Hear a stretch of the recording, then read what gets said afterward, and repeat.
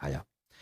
یہ کتاب ہے ان کی سیر اعلام النبلاء، چاپ مؤسسۃ الرسالہ، جزء الثامن، 8ویں مجلد، سنہ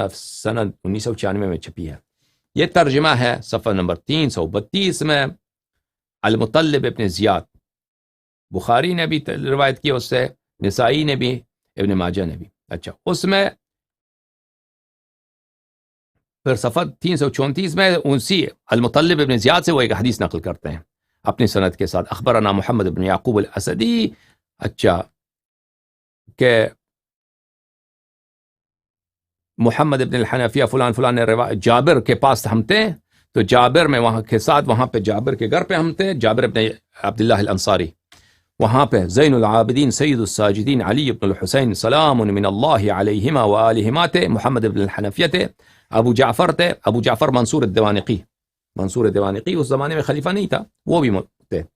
فدخل رجل من اہل العراق،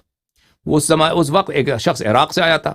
فقال انشدك بالله الا حدثني ما رأيت وما سمعت من رسول الله صلی اللہ علیہ وآلہ وسلم، تو اس نے قسم دیا جابر کو قسم دیا کہ میں تجھے اللہ کی قسم دیتا ہوں ایک حدیث نقل کرو جو تو نے رسول پاک صلی اللہ علیہ وآلہ وسلم سے سنا ہے۔ تو سب یہ جو ہیں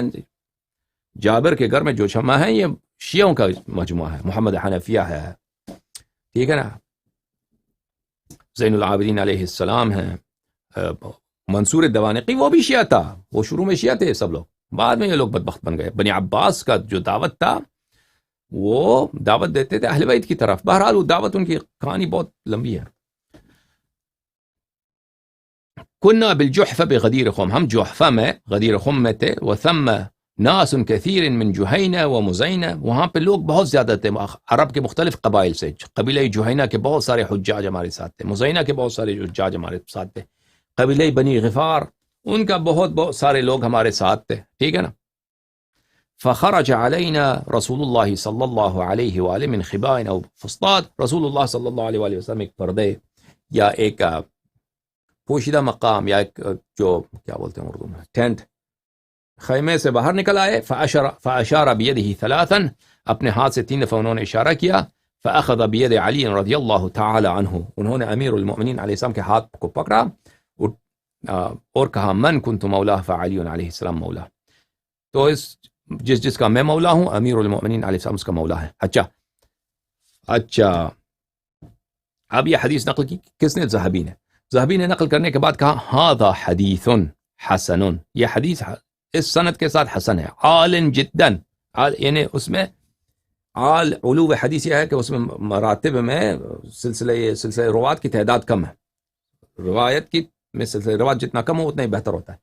سلسلہ روات بہت کم ہے۔ ومتنہ فمتواتر، اما اس کا متن کیا ہے؟ متواتر ہے، ٹھیک ہے نا، اتنے بڑے ناصبین ہیں، اس نے بھی اعتراف کیا یہ حدیث متواتر ہے۔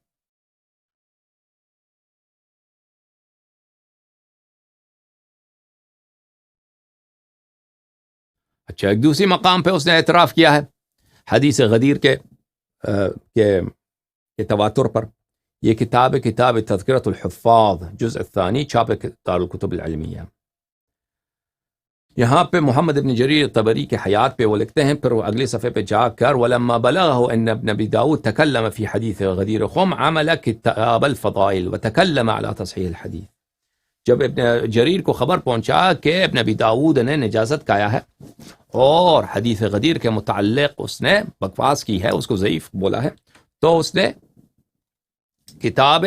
غدیر حدیث غدیر خم لکھا۔ تو کہتے ہیں قلت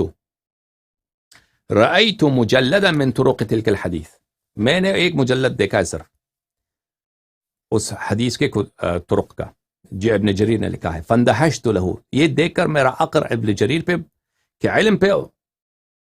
مدہوش ہو گیا، ولکثرت تلک الطرق، اور معاف کیجیے میں نے آپ کو دکھایا نہیں، یہ جب میں نے یہ طریق حدیث دیکھا ابن جریر کے پہ بھی میں مدہوش ہو گیا، میرا عقل اڑ گیا، اور لکثرت تلک الطرق، اور وہ طرق حدیث دیکھ کر میرا عقل اڑ گیا، ٹھیک ہے نا۔ یہ بھی اعتراف ہے تواتر کا کہ طریق اتنے زیادہ ہیں اس حدیث کے کہ اس ناصبی کے عقل اڑ گئے، جیسے احمد ابن محمد ابن صدیق الغماری نے فرمایا کہ یہ شخص جب احادیث اہل بیت علیہ السلام احادیث فضیلت دیکھتا ہے تو اس کو ایسا غصہ چڑھ جاتا ہے کہ اپنا ضمیر کھو جاتا ہے، اور اس کو ایسے اس کی حالت ہو جاتی ہے تو اس کا عقل کام دینا بند کر جاتا ہے کہ حتیٰ کہ یہ بھول جاتا ہے کہ کیا کہہ رہا ہے. کس نے کہا ہوا؟ احمد ابن محمد ابن صدیق الغماری نے کہا، اپنے زمانے کے سب سے بڑے محدث نے کہا ذہبی کے متعلق. ٹھیک ہے نا؟ تو یہی حالت ہوئی اس کی جب اس نے ابن جریر کے کتاب کی ایک مجلد دیکھا. اگر دوسری تیسری مجلد بھی دیکھا تو یہ مر جاتا.